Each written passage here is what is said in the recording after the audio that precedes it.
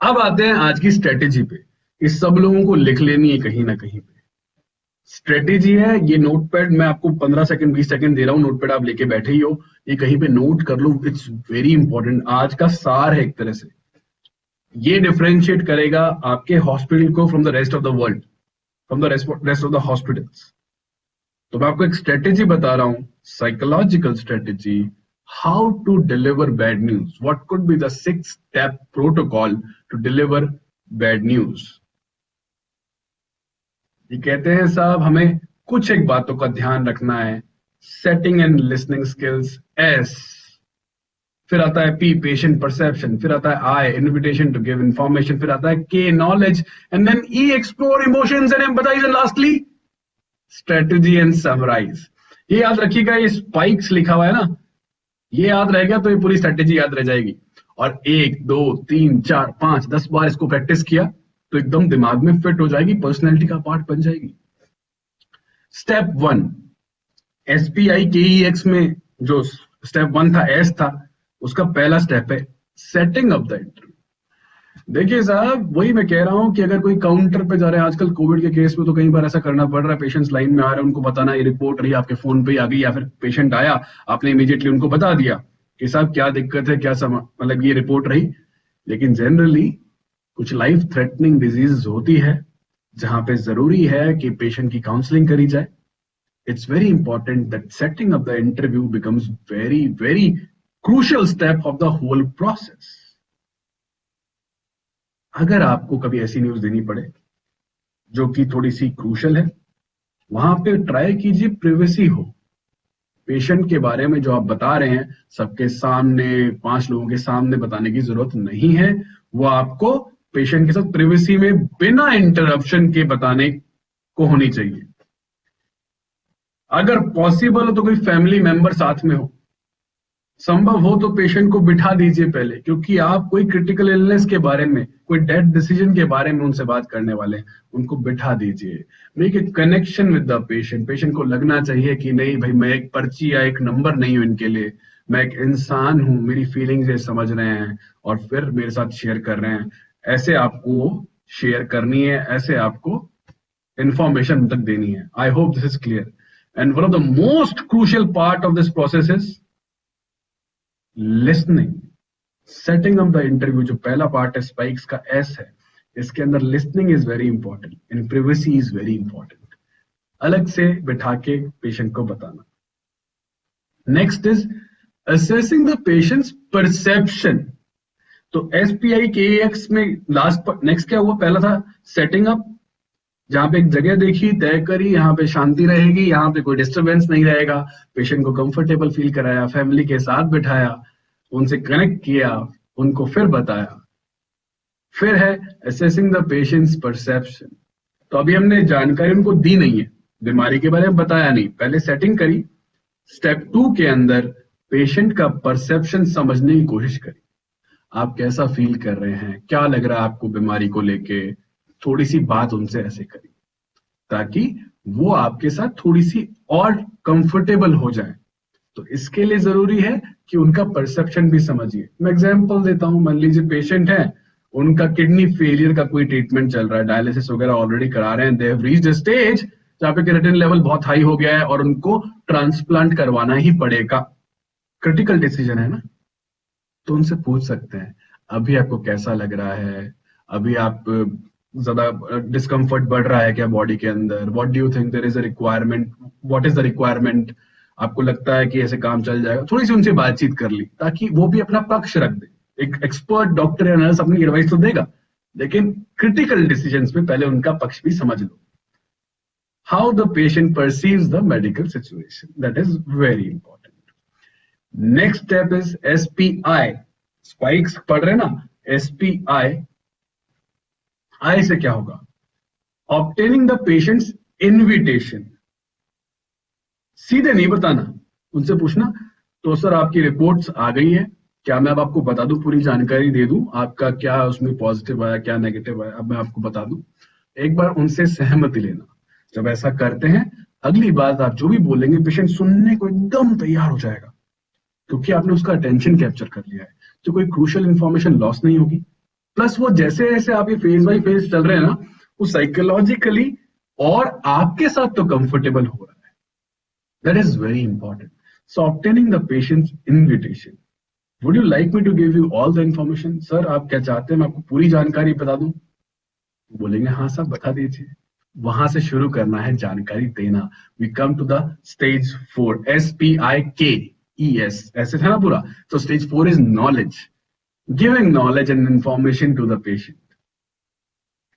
लेकिन यहां पे भी पहले उनसे परमिशन मांगी थी. अब जब नॉलेज देंगे तो बोलेंगे, ऐसे नहीं बोलेंगे भाई आपकी तो किडनी फेल हो गई. नहीं, अनफॉर्चुनेटली थोड़ी एम्पैथी दिखाते हुए, unfortunately I have got some bad news for you. Sir मुझे बुरा लग रहा है, खेद है काफी आपको बताने में कि साहब आपके किडनी में ये सिचुएशन है, इतना लेवल केराटिन का पहुंच गया और आपको ये दिक्कत आ रही है, अब ये किडनी ट्रांसप्लांट करवाना पड़ेगा. तो आपको यहाँ पे नॉलेज देना है पेशेंट को, उनको पूरी जानकारी देनी है.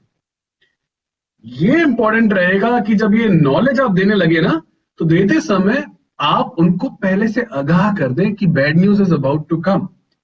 तो अगर कोई पेशेंट है, उसका अटेंडेंट बाहर है, रिलेटिव बाहर खड़े हैं, उनके पास में जाके बताने वाला हूं कि साहब आपका जो पेशेंट एडमिटेड था वो अब नहीं रहे हैं, तो ऐसे नहीं सब बाहर गए, सब मर गए आपके तो पेशेंट, ऐसे नहीं कर सकते. You have to give them a heads up, sir एक बुरी खबर है, और फिर वो बताना है उनको, वहां से जानकारी देनी है, राइट. तो उनको हमेशा बताइए. हमारा ही एग्जाम्पल पे दोबारा आते हैं, किडनी फेलियर वाला सिचुएशन था, हम वापस से इसके ऊपर आ रहे हैं. आपको वार्न करना है पेशेंट को that the bad news is coming. ऐसे क्षमा चाहूंगा सर, एक बुरी खबर है आपके लिए, और प्लीज आप बी प्रिपेयर्ड. और फिर उनको बताइए, उस बताने के तरीके पे बात कर लेते हैं, जानकारी कैसे पास ऑन करनी है. ये कुछ एक पॉइंटर्स हैं आपके सामने, ये सारे इंपॉर्टेंट हैं. जो मैं कह रहा हूं सिर्फ वो लिख लीजिए. पहले आपको नॉन टेक्निकल वर्ड यूज करने, जो पेशेंट या अटेंडेंट है उनकी वोकेबलरी में बात करनी जो उनको समझ में आए. टेक्निकल टर्म्स हो सकता है किसी इंसान को समझ में ना आए, हो सकता है किसी को किडनी ट्रांसप्लांटेशन प्रोसेस के लिए या डायलिसिस प्रोसेस के लिए आपको आसान शब्दों में बताना पड़ेगा कि क्या करना पड़ेगा if you want to move ahead. ज्यादा ब्लंटनेस दिखाने की जरूरत नहीं है. कई बार क्या होता है, हम बोलते हैं अरे रोज करते हैं हम ये, रोज पेशेंट ऐसे आते हैं, हमें तो बताना पड़ेगा ना, छुपा के रखेंगे तो बाद में और डांटेंगे, हमें बोलेंगे सीधी बात क्यों नहीं करता, घुमा फिरा के क्यों बोल रहे हो. वो उनका अधिकार है ऐसे करना, लेकिन हमारा संस्कार क्या है? उनका अधिकार है नाराज होना, वो एक लाइफ में चैलेंज फेस करे. हमारे संस्कार क्या है, हमारा कल्चर, हमारी ट्रेनिंग क्या है? We can not be blunt. Sir patient मर गया आपका, नहीं कर सकते ऐसे. You have to be courteous while doing it. So avoid excessive bluntness. छोटे छोटे टुकड़ों में जानकारी दें और चेक करते रहें कि वो जानकारी सही पहुंच भी रही है या नहीं पहुंच रही है. सोचो, किसी इंसान को आपने बोल दिया आपके पेशेंट नहीं रहे, अगला तो एक उनके सामने उस समय ब्लैंक हो जाएगा चेहरा, समझ में ही नहीं आएगी अगली जानकारी. तो कुछ और जानकारी उनको देनी है, तो साथ में आपको चेक करना पड़ेगा कि जानकारी जा भी रही है कि नहीं जा रही. तो छोटे छोटे टुकड़ों में जानकारी दो. ये जो आखिरी फ्रेज है ना, ये तो आत्मघाती फ्रेज है, ये यूज नहीं करना. There is nothing more we can do for you. क्या हुआ, बॉलीवुड ने एक और बहुत बड़ी गलती कर दी है साहब. सालों से हम देख रहे हैं, अब तो पेशेंट को ऊपर वाले का ही सहारा बोलते हैं, अब तो दुआ कीजिए साहब, अब तो प्रार्थना कीजिए साहब, ऐसे छोड़ देते, बोल देते हैं. भाई हम कैसे बोल सकते हैं, हम कैसे हार मान सकते हैं? हमेशा ये बताओ कि क्या कर सकते हो, कभी ये मत बताओ कि क्या नहीं कर सकते. फिर रिपीट कर रहा हूं, हमेशा ये बताओ कि क्या कर सकते हो पेशेंट के लिए. कोई दिक्कत नहीं है ना, पेशेंट की किडनी फेल हो गई, आप क्या कर सकते हो? सर मैं डायलिसिस करवा सकता हूँ आपका. डायलिसिस भी प्रोसेस काम नहीं. सर मैं ट्रांसप्लांटेशन करवा सकता हूँ. सर ट्रांसप्लांटेशन भी वर्क नहीं कर रहा. सर मेडिकेशन पे और बात कर सकते हैं, मैं आपको एक एक्सपर्ट को रेफर कर सकता हूँ जो कि और कर सकते हैं. अरे हमें हार थोड़ी माननी है. अगर इलाज उपलब्ध है तो इलाज बताइए, इलाज नहीं पता है तो कंसल्ट करेंगे सर, एक आशा की किरण दीजिए, होप दीजिए. अगर वो भी नहीं कर सकते हैं तो ऐसे नहीं बोल सकते कि मैं आपके लिए कुछ नहीं कर सकता, ऐसे कि दरवाजा बंद नहीं कर सकते. अरे सुन तो सकते हो ना उसकी. आइए सर इसके बारे में और बात कर लेते हैं. ऐसे बात कीजिए, ऐसे दरवाजा बंद मत कीजिए that I can not do anything for you. Let's avoid this phrase from the medical profession for ever. दरवाजा बंद हमारा करना का हमारा काम नहीं है. नेक्स्ट मूव करते हैं, आइए। अभी तक हमने बात करी, के तक पहुंच गए।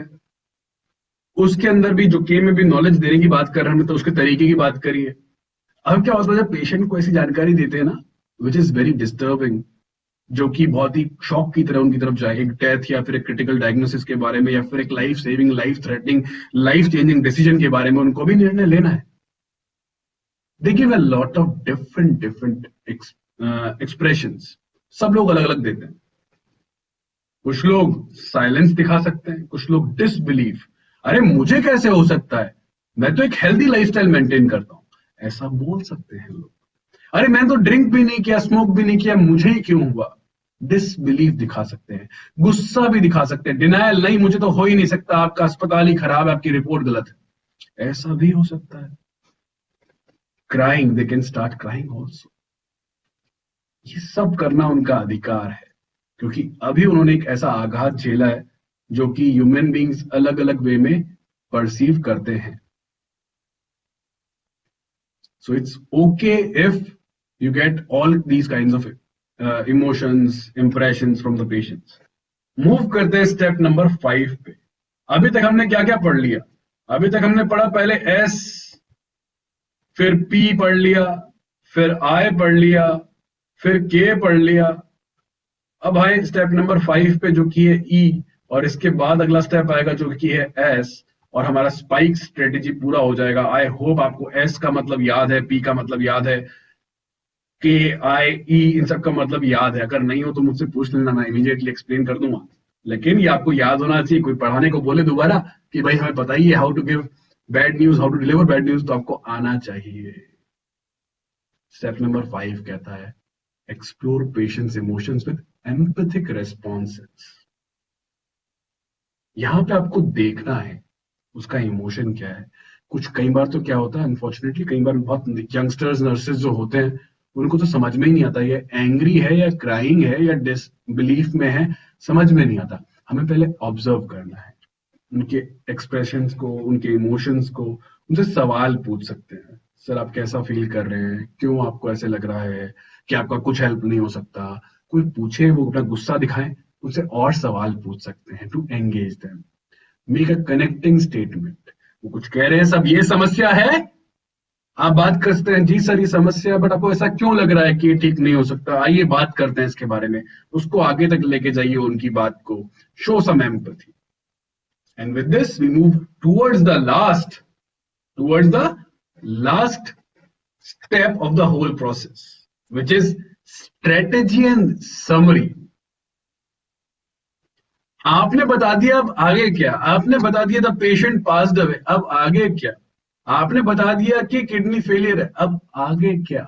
उसके आगे आपने बता दिया कि साहब कैंसर डिटेक्ट हुआ है, कैंसर स्प्रेड कर गया है, अब आगे क्या? Strategy and summary is very important. ये ऐसा ही है कि किताब खोल दी लेकिन खत्म नहीं करी, कोई काम शुरू कर दिया लेकिन खत्म नहीं किया। तो SPIKE में ये एस नहीं किया, स्ट्रेटेजी एंड समरी नहीं किया, दैट मीन्स दिक्कत हो जाएगी। तो उनसे आगे बात करना कि साहब अभी तक मैंने आपको ये जानकारी दी है कि आपके साथ किडनी में ये लेवल है, ये दिक्कत है, ये सॉल्यूशन है, आइए बात करते हैं कि अब हम दोबारा कब मिलेंगे, इसका क्या समाधान करेंगे। If it is a non curable thing, still we can increase the longevity, हम लाइफ बढ़ा सकते हैं, कैसे कर सकते हैं, उसके बारे में चर्चा और आगे का प्लान बनाना। ये सब करने के लिए पहले आपको पेशेंट को नॉर्मल करना पड़ेगा। आई होप ये सब भी आप करते होंगे और ये स्ट्रेटेजी आपको एकदम ध्यान आ जाएगी। कितने लोगों को स्ट्रेटेजी पहले से आती थी? SPIKES। I would like to end the session with a small saying by Buckman, who said, "The task of breaking bad news, if we do it badly, the patients or the family members may never forgive us." कभी माफ नहीं करेंगे अगर गंदे ढंग से करी गई तो।